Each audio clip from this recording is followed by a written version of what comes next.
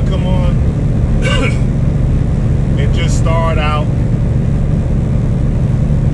and kind of let you guys know where I'm at. I know a lot of you guys are stuck in the house on quarantine. So I'm actually self-quarantining myself by even though I'm working, because I'm solo dolo in the truck. So at some points it does tend to get lonesome, because you spend 90% of I spend 90% of my time alone, which is cool because I don't turn the radio on or nothing. I just listen to my own thoughts and just look around at the environment. You know, I have to say, this is a gorgeous country. You know, it's a really gorgeous country. You know, we have a lot of land. That's why when I hear certain politicians and certain people, you know, on the left or the right or the middle, wherever political leanings they come from, and they're talking about the world is overcrowded. To me, they just exaggerating, because I'm in Alabama right now, and look at all this land. Just, I mean, millions and millions of unoccupied land. I don't know if it's federal land. I'm assuming it's federal lands. It's just ridiculous. Every state I go to is like this. So I don't get when they be saying, it's overcrowded, it's overcrowded, it's overcrowded. Why? I mean, you got Mississippi, you got Alabama, where I'm at now. I'm going up toward Montgomery on my way to Atlanta. Mississippi, you got Alabama, you got Georgia, Tennessee, Kentucky, Missouri, Kansas, Iowa, Texas. Man, there's so much land. It's ridiculous. They got everybody basically living on top of each other, which makes it hard to self-quarantine.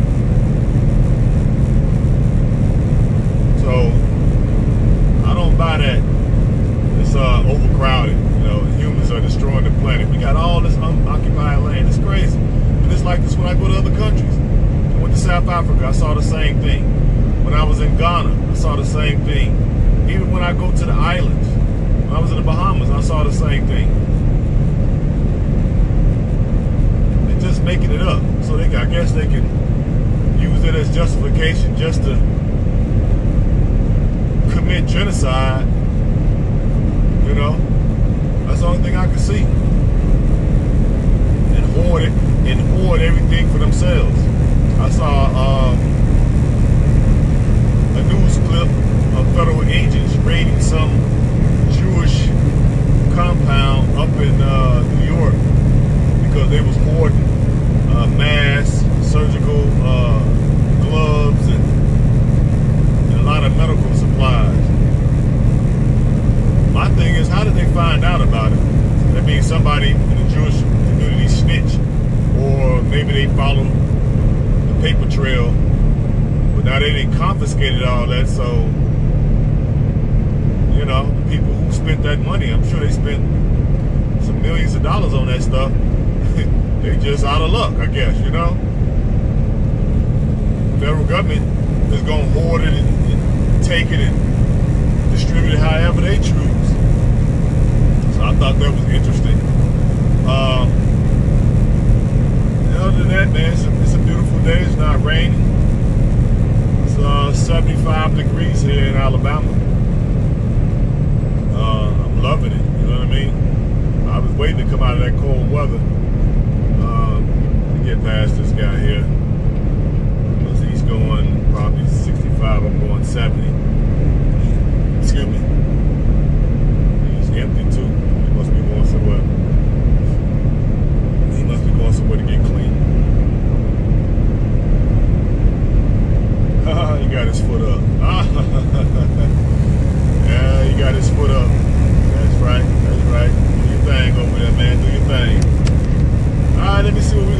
about today? Let's talk about, since we're in a crisis and this thing don't look like it's gonna let up yet. We haven't nowhere near reached what they call the curve, or at the level where they think the curve is gonna be flattened to where we having negative infections. So we're a long way off. You know what I mean? So the longer this thing go, the more and more your local neighborhood feminist is gonna start panicking. Right? They're gonna get really, really desperate. And I predict, I'm gonna make a prediction here, y'all. I predict they're gonna pull out all the stops. They're gonna be nice. They're gonna be offering themselves up for a little romper room in the bedroom. Some of them gonna lie. I suspect they're gonna start stealing. They're gonna do a lot of bait and switch. You know, can I come over to your place in quarantine and chill? And find out if you got any food. They're gonna wait till you go in the washroom, clean yourself off, and they're gonna steal stuff. Because we know women, even though they make their own money, they take it and buy shoes and purses and dresses and makeup and a bunch of stuff that you can't do nothing with, and it's not going to help you one iota in a quarantine pandemic, you know, situation. So you know they don't have any money saved. They don't believe in basically investing in the stock market like that. They might got something in the 401k, but I'm sure they contribute the least amount of money possible. So it's the first of the month. A lot of their bills are due. And I'm noticing when I go through your internet, I don't see any way out articles saying how bad men are and how we ain't nothing and how, you know, a woman needs a man like a, oh, I just saw one of them new vets. Did y'all see that blue? Man, I missed that. How did I miss that? I'm sure y'all saw it. It was on the other side. I wanted to see one of them up close and personal, but I digress. Yeah, you don't see any articles. You don't see any video posts. You don't see any bashing of men right now. I don't know if you guys are noticing the same thing. I don't see that, so that lets me know they're trying to distance themselves from the extreme rhetoric. Okay, because they see that this thing is going on a little bit too long now, and they're desperate, and they're going to be becoming more desperate in the days and weeks ahead. So they're trying to position themselves so they can crawl back. And I think this is the perfect time for Mgtow men to put an A on our chest. I'm sure you all wondering what A stands for, right? A-hole. This is the time for us to be the perfect A-holes, okay? Because we know they're going to come crawling back on their hands and knees. But they're going to try to preserve some type of dignity because they're hoping that we forget. We got short memories. But they don't realize we're historians when it comes to the dating scene and the hypergamous nature of women. We're the historians and anthropologists of this thing. Okay?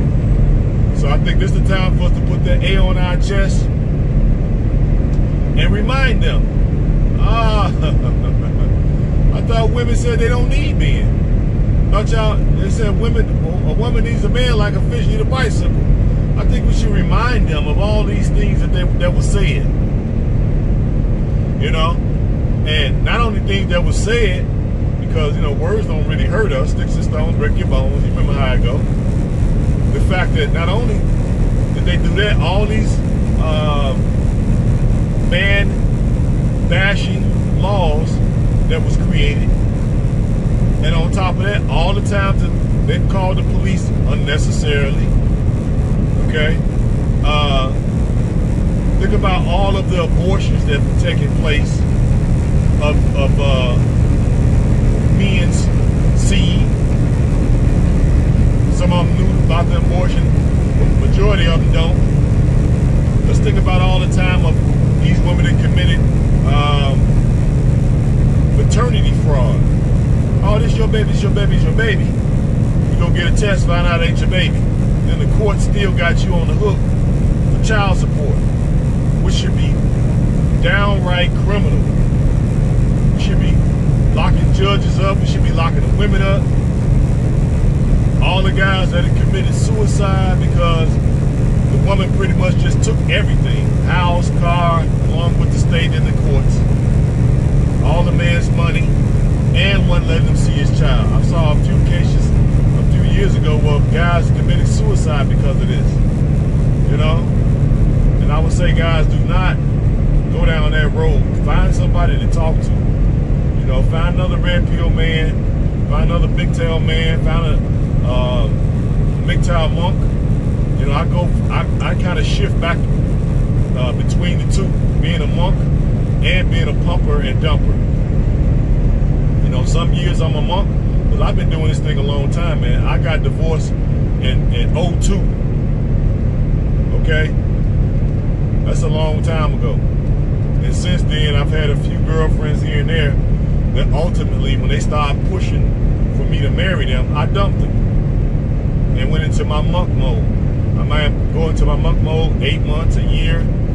I think the longest has probably been, probably right at about 18 months has probably been the longest I was into the monk. Wasn't talking to no women at all, no phone calls. You know, nobody was calling me. I wasn't calling nobody. Then I would, you know, get bored of that, and I'd get on a dating app just so, you know, I can sharpen up my Mac, see what my resistance is. But my thing is, you know, it's kind of like a recovering alcoholic.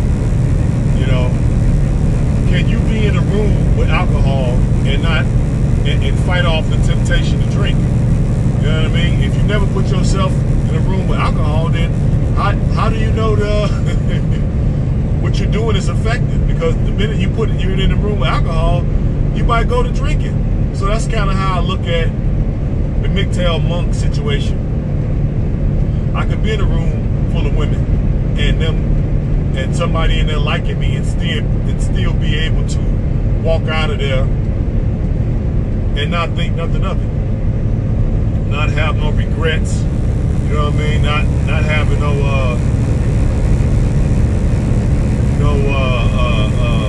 thoughts of, man, I really missed out. You know what I mean? Because I understand that I probably saved myself a world of hurt, a world of disappointment. You know what I mean? So I kind of go back and forth between the two. Right now I'm in my pumping and dumping stage, even though I don't have any prospects that's on the hook for sure to pump and dump. But I know that, you know, if I apply myself, I could, you know, especially in this type of situation, we're dealing with a pandemic, so women are a lot more friendlier now. I noticed that. I'm having a lot more conversations with them. Let me slow down. All right. Yeah, I'm having a lot more conversation with them over the phone, but right now I'm just leaving it at that, and that's good enough for me for right now. You know what I mean? I might slide on somebody here and there, but ultimately, you know, I'm a Mgtow monk who just pump and dump sometimes. And when the situation starts to get hot and heavy, then they start, because of course, when they see that I'm my own man, I got my own mind, you know what I mean? I can carry a conversation pretty much on any subject: science, health, wealth, exercise, nutrition, you know, politics. You bring up any subject, I'm well versed. So when women see that you got this type of brain power, and not only that, you got your own company and you make your own decisions. you make your own money, they tend to want to marry you after the first couple meetings, especially after you put the smack down. You put that bedroom bully on them. They really want to get married. That's the first thing come out of their mouth. Well, when we get married, I'd be like, hold your horse. You know what I'm saying? Who said anything about marriage? We should be just enjoying ourselves. You know what I mean? Enjoying each other's company. You're sort of lonely, I'm sort of lonely. Let's just enjoy each other's company, have some great times, and don't come to me with all that pressure about you want to get married, because if you keep talking like that, I'm going to have to, you know what I'm saying, go on about my business. They be thinking I be joking when I say that, but then I go on about my business. So I just wanted to come on, guys, and talk about whatever hit my mind, just kind of show y'all what the great state of Alabama looks like. It's a nice sunny day. Not a whole lot of people out here on the road. But yeah, that's the moral of the story, guys. Let's put the A on our chest, the A-hole, because the women are gonna be coming back. And of course, if you're a Mgtow or you're a red pill man, you are well ahead of the curve, and you knew something like this was coming, and you prepared yourself, right? And you're sitting back pretty, you're comfortable, you're not panicking, you know what I mean? You're doing the things to stay safe so you don't get infected. You've had money, I'm sure, stockpiled. You had food stockpiled. You dig? You might be off work. Some of you probably ended up in the industry that has got y'all at home now, but I'm sure y'all can see now that these industries are going to fold. At the end of this thing, these certain industries that was not so solvent, they're going to be folded up and either doing bankruptcies, which they're going to lay off employees, or they're just going to fold all together. So I was telling you guys, like I've been telling you in the last 5 or 6 videos, you see truckers out here on the road. This is not made up. I can't fake this, you know? You see the trucks on the other side. You see me passing trucks. You know what I mean? Y'all know I'm in the truck. You can hear the motor. Okay? We're making money. All we gotta do is keep ourselves safe and not be sick. I'm taking care of myself. I'm eating right, even on the road. I'm exercising. I'm taking my natural antivirals. I got my little homemade concoctions that I do, and I got plenty of disinfectant wipes. I got cans of Lysol. I got the hand sanitizer. Okay, I'm already basically isolated. I'm in the truck 95% of the time by myself. Okay, and my guy was saying, he works for another company. Oh man, they're trying to do this to bring in a cashless society. I'm like, we're quiet as it kept, sir. We've already been in a cashless society. We don't receive cash. We turn our paperwork in through the truck stops, through Transflow, basically like a glorified fax system. We send them in, send our paperwork at the end of each run, each load, send it in, and then that goes to our company. They process it, and then at the end of the week, we get money direct deposit to our account. When I go buy stuff or I do whatever I need to do, I use my card, so I very rarely ever have cash. So we're already in a cashless society. So that's nothing for us to be completely afraid of. You know what I mean? You can offset that. I mean, I'm buying silver. I told you guys in a few videos back, I buy silver. Just one coin, you know, every paycheck. It's like between, if I try to catch it on sale, I think I caught a few on sale for like $17. Then it fluctuates up to $24. So I try to catch some of those, have it shipped to my P.O. box. You know, I keep a couple hundred on me, that's all. You know what I mean? But cashless. So I don't think that's why they brought this pandemic in. This gives them a chance to do a reset of the global Ponzi scheme. That's what I see. You know what I mean? But truckers, people that work for the railroad, I got a cousin that works for the railroad, he's working. Truckers, we're working. People who work at the shipyards, they're working. People who work at the docks, they're working. People who work at the ports, they're working. So, you guys is out of work, these are the industries that you should be getting in, because even during a collapse, we're gonna still be working, okay? Because the people at the top, they can't allow, it has to be a controlled collapse. It can't be an all-out free-for-all, because then they will lose their power. You know what I mean? If they collapse the whole economy, meaning trucks, trains, and planes, and ships, then it'll be straight up chaos. I mean, like utter chaos that they couldn't control. You know, it ain't enough people in the army and the armed forces and the guard and the police, so there ain't enough people. You know what I mean? So they don't want that, because then they lose total credibility. So they don't want that. They want a controlled collapse. That's why we're gonna keep working. So if you guys is out of work,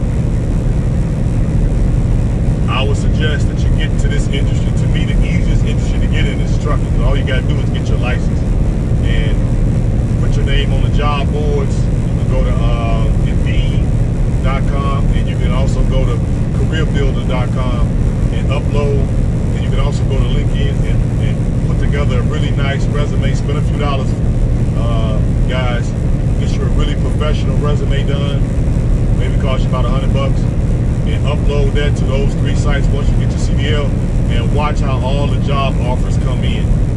I did this 8 years ago. My resume is still up there 8 years old. And I get job offers from different trucking companies every day emailed to me. And some of them I still got my phone number. So I get text messages for jobs, and I get emails for jobs every day. I turn them down because right now I'm at the top of the, I'm at the top of the food grade. I'm at the top of the food chain in the tanker side of trucking. So there's no reason for me to go nowhere. This is enough, well more than enough money for me. You know what I mean? So I just wanted to share that with you guys, because I'm all about helping. You know, we ought to be helping each other.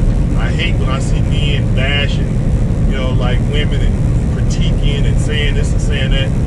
We should be only saying positive, uplifting, motivational statements to men. Okay, we don't need to be jumping on the bandwagon with women in the government, bashing men. We ought to be helping each other, right? Because we are the things that we are the backbone of communities. It ain't women, it's men. Okay, they got those behind the computer jobs and the filing and typing and this and that. Here we are out here actually making it work. The truck stopped working, man, people will starve. It'd be cannibalism in the street if we decided to, but we weren't going to drive during this pandemic. It'd be cannibalism in the streets. And it probably wouldn't take no more than a week. People probably got less than a week worth of food. Stores got less than 3 days supply chain. 3 days they empty. And if you don't, you definitely should believe me now, because we've already seen it.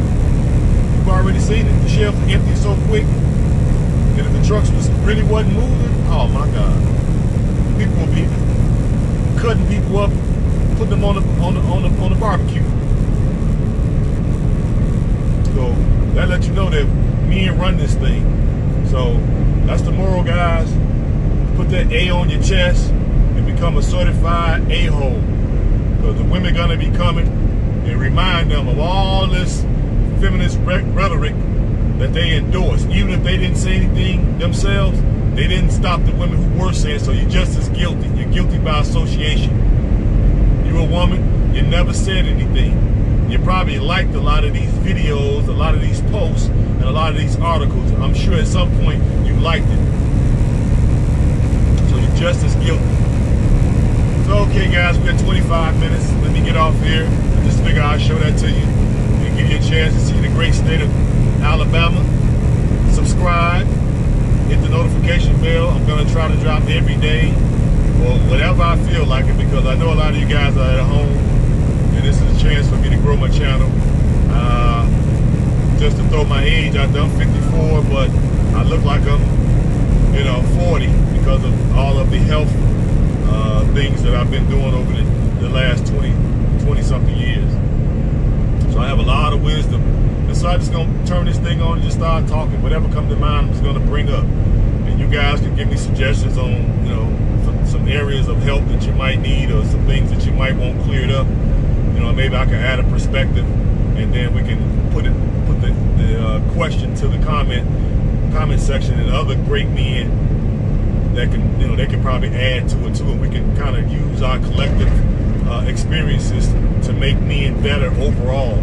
Okay, and you don't need to go to no shrink. You know what I mean? All right, love you guys. I hope you all staying safe, washing your hands, and hope you're looking around on the internet and different books for natural old school concoctions to help us with the coronavirus and any other virus. So if you can come up with something great, put it in the comment section so everybody can benefit from it. All right, peace and hair grease.